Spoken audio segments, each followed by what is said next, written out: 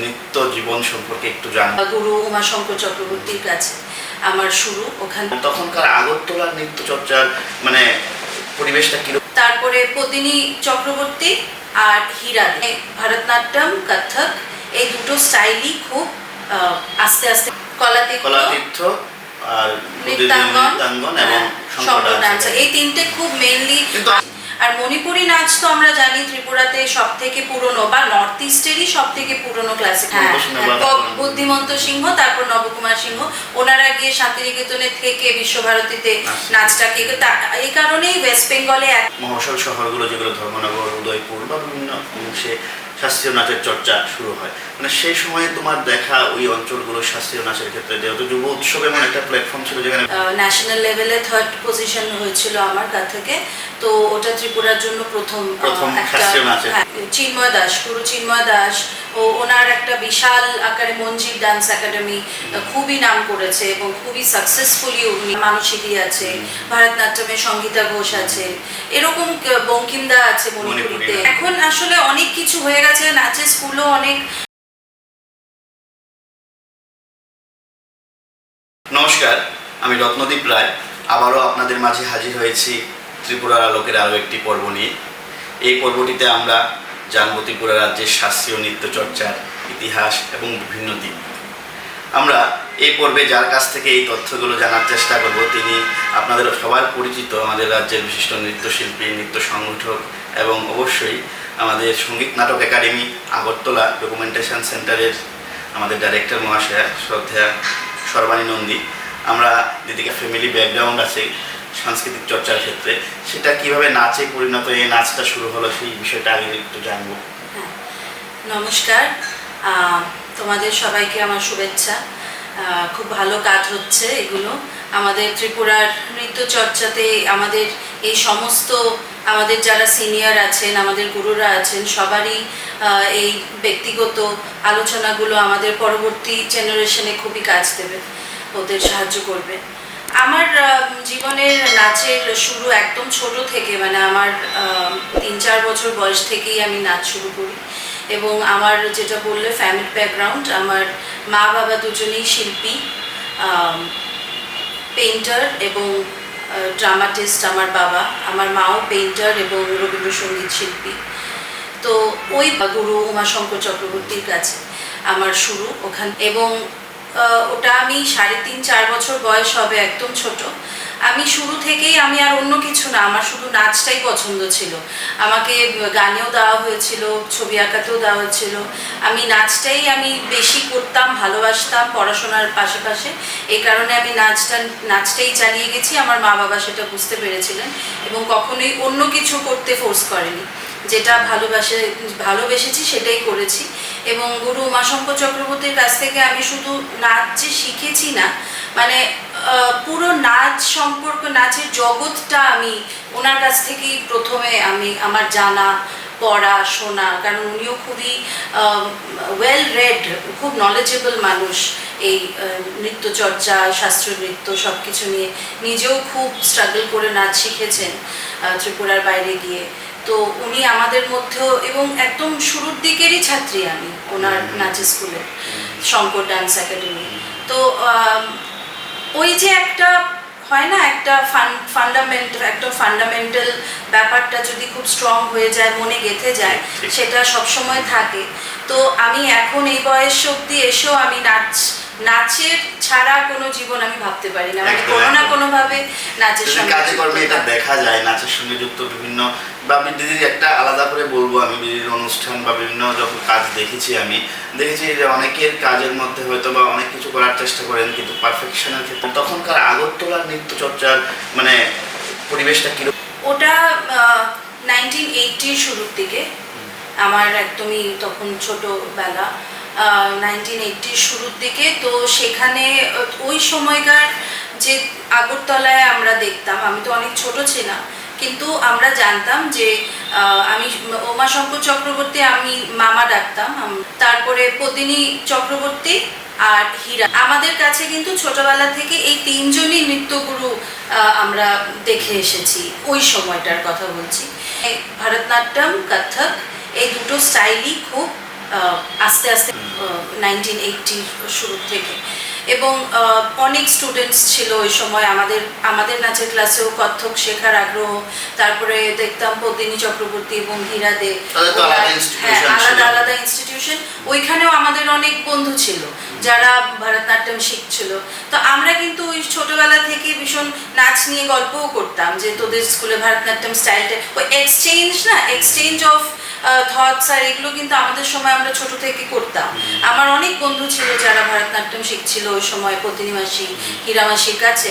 তো আমরা কত্থক করছিলাম, তো আমরা কিন্তু এটা আদান প্রদান করতাম।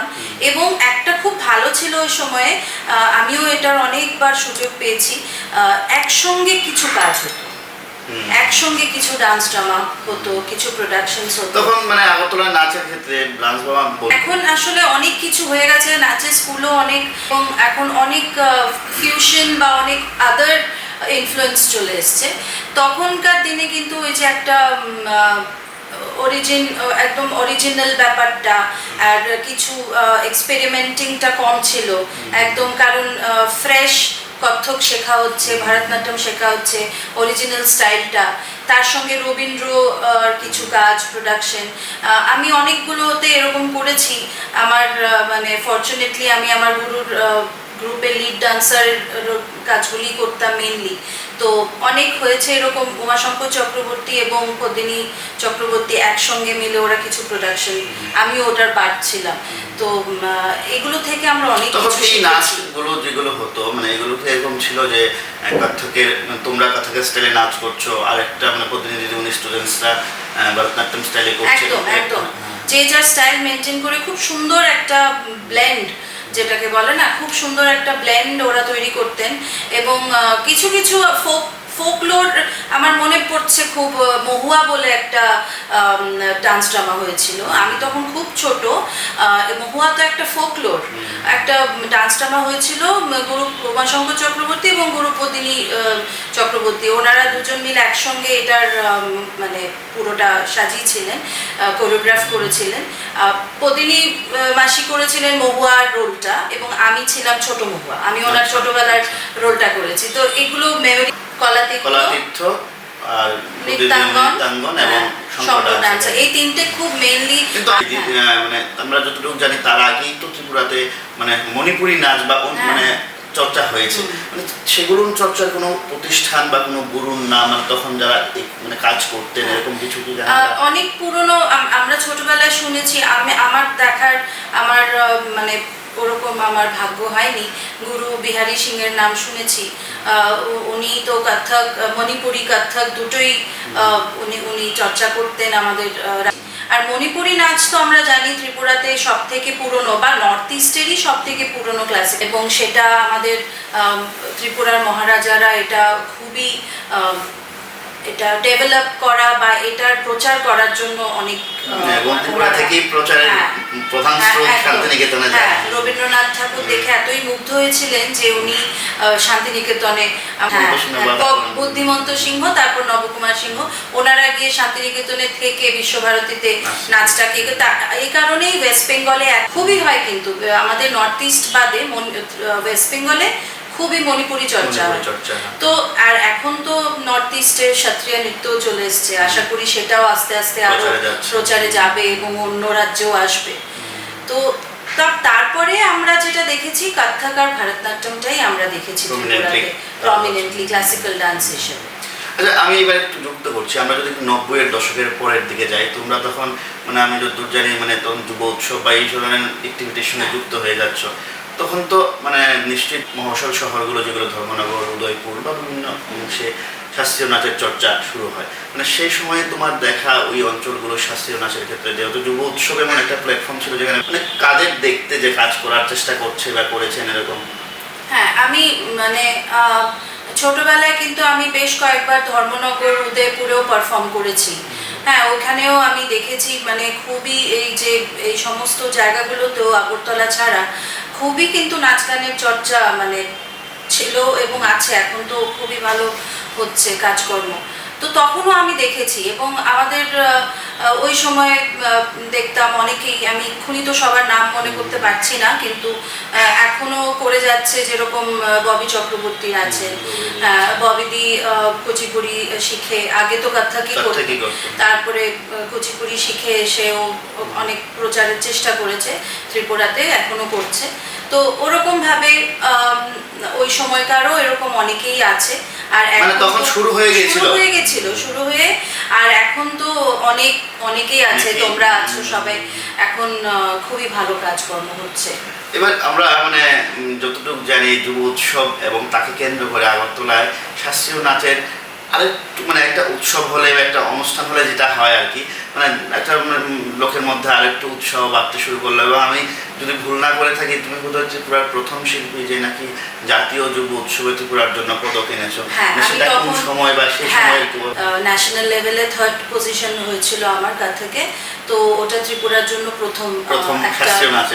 তার আগে বোধহয় মণিপুরিতে পেয়েছে হয়তো বা, কিন্তু মানে অন্য ফর্মে, মানে যুব উৎসবে কত্থকে আমি প্রথম পাই। এবং আমার গুরুরই আশীর্বাদ, গুরু উমাশঙ্কর চক্রবর্তী আমাকে তৈরি করেছিলেন ওটার জন্য। দিদি তো মানে উমাশঙ্কর স্যারের কথায় মানে স্যারের ইনস্টিটিউশন থেকে প্রথম স্কলারশিপ মানে সিসিআরটি স্কলারশিপ, এটা কোন সনের ঘটনা? এটা আর্লি 90s হবে, 93 94 এরকম। তার পরবর্তীর দিকে আমরা একটু যাই দিদি, মানে এই যে আগরতলা শহরে বর্তমান সময়ে যে কাজগুলো হচ্ছে বা আগরতলা ছাড়া বিভিন্ন দিকে মানে অনেকগুলো ইনস্টিটিউশনের নাম বলে শেষ করা যাবে না এখন, এত সংখ্যক ইনস্টিটিউশন। তার মধ্যে মানে শাস্ত্রীয় নাচ নিয়ে কিছু ইনস্টিটিউশন বা কিছু ব্যক্তি যাদের কাজের একটা পরিসর যেটা দেখা যাচ্ছে এগিয়ে নেওয়ার ক্ষেত্রে একটা উল্লেখযোগ্য ভূমিকা আছে, তাদের মধ্যে থেকে কাজের একটু বলতে চাইবে এবং কাজগুলো সম্পর্কে যদি একটু বলো। এরকম অনেকেই আছে মানে যারা এখন খুব সিরিয়াসলি কাজ করছে নাচ নিয়ে। এবং তারপরেও আমার মনে হয় যে ত্রিপুরাতে আরও যদি একটু সবাই একসঙ্গে মিলে কিছু মানে একটা ফোরাম করে, একটা ক্লাসিক্যাল ডান্সার্স ফোরাম করে, আমার মনে হয়, হ্যাঁ আমি চেষ্টা করেছিলাম যে একটা ত্রিপুরা ডান্সার্স ফোরাম মতো একটা ফোরাম, সেটা মানে খুব ব্যাপক আকারে না হলো এখনো আছে একটা জায়গাতে। সেটাই, কারণ আমি এটা দেখেছিলাম কলকাতায়, আমি বহু বছর ছিলাম ওখানে। আমি পরবর্তী সময় কত্থক থেকে যখন ওড়িশি শিখতে শুরু করি, তখন বহু বছর আমি কলকাতায় শিখেছি, তারপর উড়িষ্যাতে শিখেছি। আমি ওসব জায়গাতে গিয়ে আমি দেখলাম যে না, ওদের ফোরামস, চিন্ময় দাস, গুরু চিন্ময় দাস, ওনার একটা বিশাল আকারে মঞ্জির ডান্স একাডেমি, খুবই নাম করেছে এবং খুবই সাকসেসফুলি উনি, তোমারও তো গুরু, তুমিও শিখেছো, এবং অনেকেই ওখান থেকে কিন্তু বেরিয়ে অনেক এস্টাবলিশ ডান্সার্স এখন পুরো ত্রিপুরাতেই ছড়িয়ে আছে। তো এরকম আরও আছে, যেরকম ভরতনাট্যমেও আছে, হীরামাসি বা পতিনিবাসী স্টুডেন্টরা আছে যারা অনেকে বাইরে থাকে, অনেকে এখানে আছে। এরকম উল্লেখযোগ্য নাম আমি এক্ষুনি কাউকে বলা কঠিন। মানসিদি আছে, ভরতনাট্যমে সঙ্গীতা ঘোষ আছে, এরকম বঙ্কিমদা আছে মণিপুরিতে। এরা অনেক সিনিয়র ডান্সার্স, এদেরকে দেখতাম আমরা ছোটবেলায়। এদের সব নিজস্ব নাচের স্কুল আছে, এরা খুবই পরিশ্রম করছে পরবর্তী জেনারেশনকে পাস অন করার জন্য তাদের আর্ট ফর্মটা। এই যে উৎসবের কথা আসলো, যে চিন্ময় স্যারের ফেস্টিভ্যাল, মানে এটাতে একটা আলোড়ন তৈরি করে প্রত্যেক বছর ওনাদের একটা মানে একটা নয় একাধিক অনুষ্ঠানের লিস্ট আছে ওনার, ম্যারাথন পর্যন্ত উৎসব, আবার পরম্পরা আসতো, মানে একাধিক অনুষ্ঠান। এরকম কয়েকটা অনুষ্ঠান শাস্ত্রীয় নাচের ক্ষেত্রে আগরতলায়, যেমন তুমি একটা অনুষ্ঠান করে যাচ্ছ ঘুঙরু ডান্স ফেস্টিভ্যালের মতো, আরও ইনস্টিটিউশন কিছু কাজ করছে। এই উৎসবগুলো বা কোনো কর্মশালা হলে, যেমন সঙ্গীত নাটক একাডেমিও মানে একাধিক কর্মশালা করিয়েছে কত্থককে নিয়ে, হয়তো আরও করাবে। এই উৎসব সমারোহগুলো যেগুলো আমাদের নাচের, ত্রিপুরার শাস্ত্রীয় নাচের ডেভেলপমেন্টের ক্ষেত্রে কাজ হচ্ছে বা হচ্ছে না, মানে সেইগুলো নিয়ে কোনগুলো হচ্ছে একটু যদি। হ্যাঁ, এখন তো অনেক হচ্ছে। আমি আগে, আজ থেকে ধরো 10 বছর আগেও কিন্তু এত ফেস্টিভ্যাল বা এত কিছু হতো না প্রাইভেটলি। গভর্নমেন্ট থেকে কিছু প্রোগ্রাম তো হতোই, আমরা দেখতাম আগে থেকে, আমরাও পারফর্ম করেছি। কিন্তু অর্গানাইজেশনাল প্রচেষ্টা যেরকম একটা কিছু একদম পিওর ক্লাসিক্যাল ফেস্টিভ্যাল, এটা একটা উল্লেখ করার ব্যাপার আগে হয়েছে, যেগুলো মানে ক্লাসিক্যাল কাজ মানে একটু কম বা অন্য কাজ, মানে আমরা যারা ক্লাসিক্যাল ডান্সার এবং আমরা যারা প্র্যাকটিস করেছি এই নাচ ডান্স ফর্মগুলো, আমরা চাইবো এগুলোর পিওর ফর্মগুলো যেন থাকে। তো এইগুলো একটু প্রমোট করা।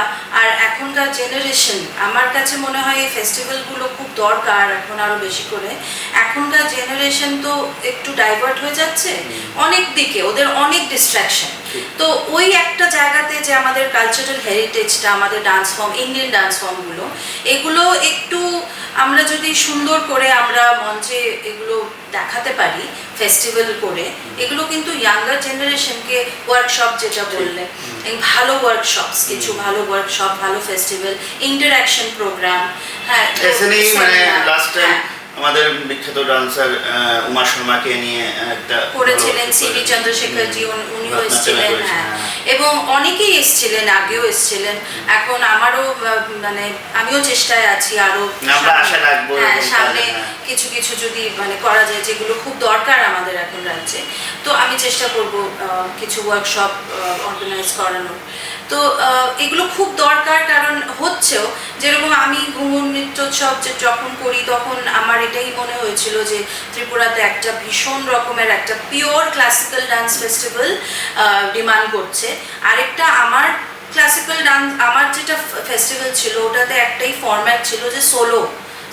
কারণ আমি দেখছিলাম কি যে সব কিছু ভীষণ গ্রুপে হচ্ছে, গ্রুপ ডান্সগুলো বেশি ইম্পর্টেন্স পাচ্ছে, বা কোনো প্রোগ্রামে একটা গ্রুপকে ডেকে দিল, বা গ্রুপ একটা সোলো আর্টিস্টদেরকে নিমন্ত্রণ করে ডাকা, বা সোলো পারফরমেন্স ভেরি ইম্পর্টেন্ট। একটা আর্টিস্টের গ্রোথে সোলো পারফরমেন্সটা খুব ইম্পর্টেন্ট। তো আমার ফেস্টিভ্যালে কিন্তু ফরম্যাটটাই সোলো, সব সোলো পারফরমেন্স হয়। তো কারণ এখানে আমি দেখি যখনই কোনো নাচের প্রোগ্রাম হচ্ছে বা এই হচ্ছে, গ্রুপ পারফরমেন্সই বেশি হচ্ছে। তো সোলো করলে পরে কি হয়, ইয়াং ডান্সারদের কনফিডেন্সও বাড়ে, ডিপেন্ডেন্সি কমে, নিজেদের ডান্সার হিসেবে কনফিডেন্স বাড়ে, পারফর্মার হিসেবে। তো সেগুলোকে ডেভেলপ এবং নতুন সম্ভাবনাদেরকে খুঁজে পাওয়ার ক্ষেত্রে সোলো ডান্স অবশ্যই গ্রুপে হলে কি হয়, অনেক সময় একটা জায়গায় গিয়ে ডেভেলপমেন্টটা, সেলফ ডেভেলপমেন্টটা একটু হ্যাম্পার হয়, যেটা সোলো পারফরমেন্সে আরও বেশি করে নিজেকে একটা চেষ্টা থাকে। তো ফেস্টিভ্যাল তো যেমন চিন্ময়দাও করছে, তোমাদের উদয়পুরেও হচ্ছে, কৈলাসহরেও হচ্ছে, অনেকেই এখন খুব সুন্দর ফেস্টিভ্যালস অর্গানাইজ করছে প্রাইভেটলি। এবং এটাতে আমি যেটা মনে করছি যে এই ফেস্টিভ্যালগুলো হচ্ছে বেশি বেশি পরিমাণে, বা ওয়ার্কশপগুলো হচ্ছে, আমার ধারণাটা ভুল কিনা একটু বলে দেবে, মানে তাতে কি করে মানে আমাদের সম্ভাবনা যে আরো বাড়ছে মনে হচ্ছে, কারণ অনেক নতুন নতুনরা নাচের সঙ্গে, শাস্ত্রীয় নাচের সঙ্গে যুক্ত হতে। একদম অবশ্যই, কারণ বাইরের আর্টিস্টরাও দেখছে যে আমাদের ত্রিপুরা থেকেও অনেকে বহিরাজ্যে গিয়ে পারফর্ম করছে, এখানকার স্ট্যান্ডার্ডটাও কিন্তু ওরকমভাবেই প্রেজেন্ট হচ্ছে যে ওরাও বুঝতে পারছে যে ভালো চর্চা হচ্ছে ত্রিপুরাতে।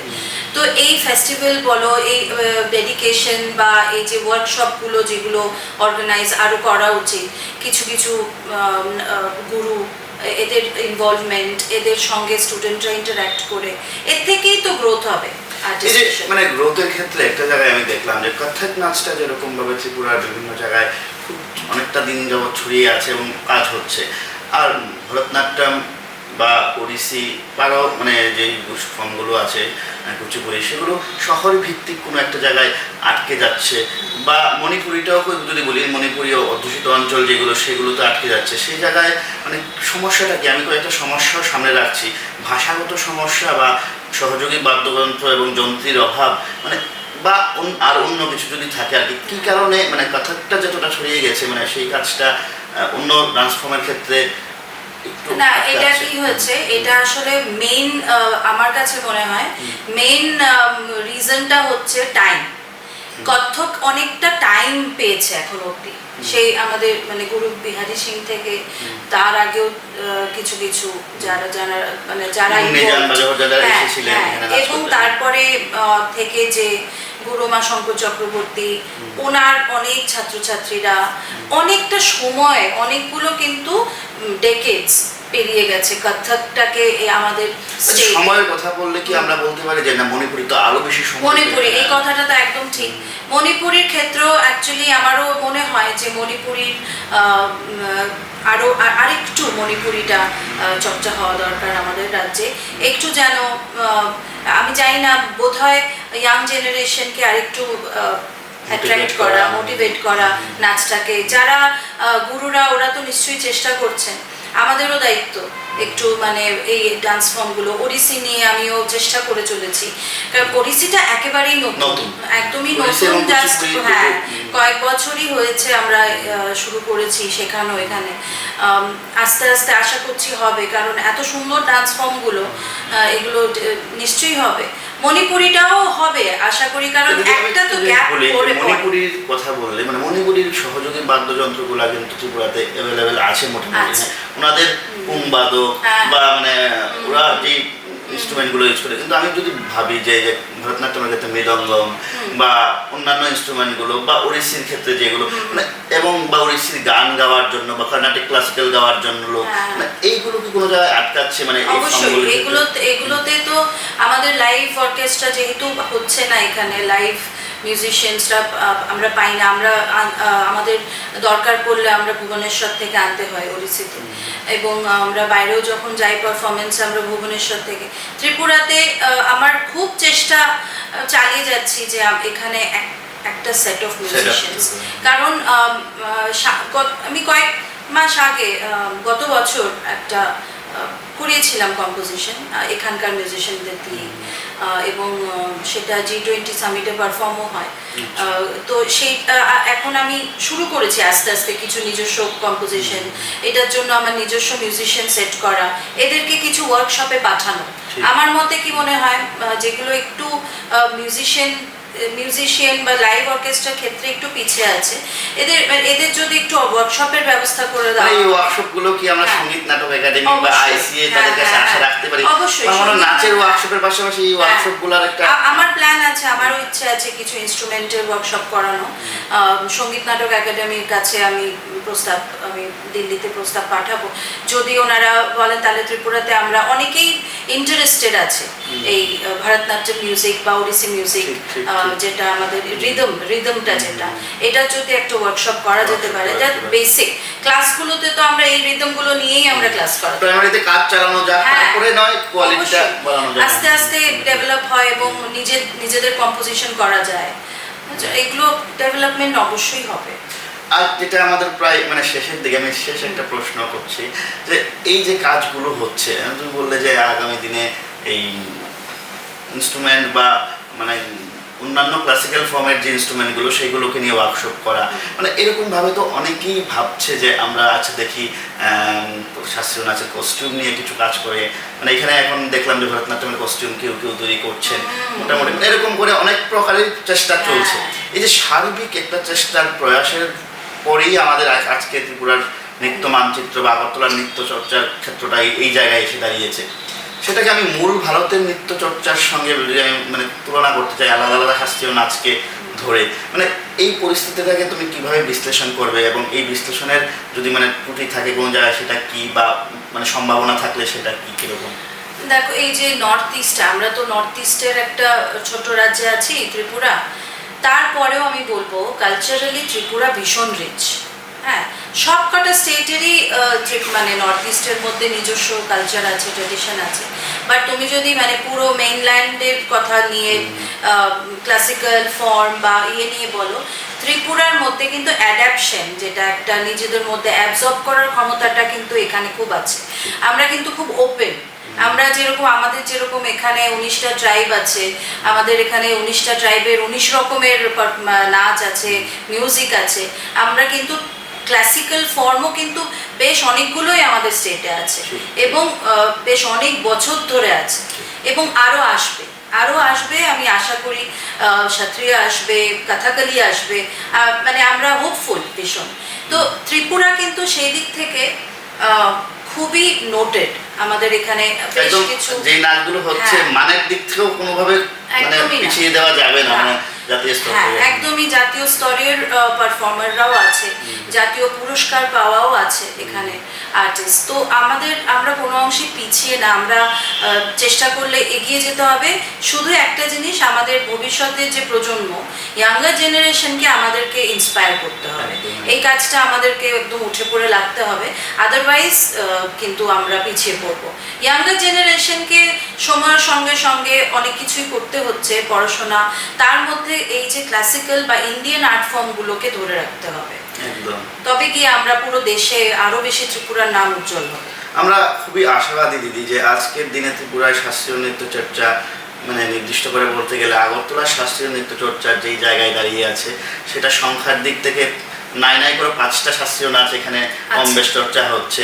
এবং যদি গুণগত মানের, তুমি বললেই যে জাতীয় মানের শিল্পীরা এখানে আছেন, সার্বিকভাবে আমরা আশা রাখবো আগামী দিনে আমাদের আরও অনেক ব্যাপকতা তৈরি হবে এবং তোমাদের মতো শিল্পীদের যোগদানে আমরা আরও সমৃদ্ধ হবে। এবং অবশ্যই সরকারি সংস্থাগুলো যাদের এই সংস্কৃতি বিষয়ক দপ্তর বা এই ধরনের কাজে সারা যুক্ত, তারাও আমাদের প্রতি আরেকটু নজর দেবেন। এই কথা বলে আজকের মতো আমাদের এই অনুষ্ঠান এখানে শেষ করছি। দিদিকে অনেক ধন্যবাদ। নমস্কার। নমস্কার।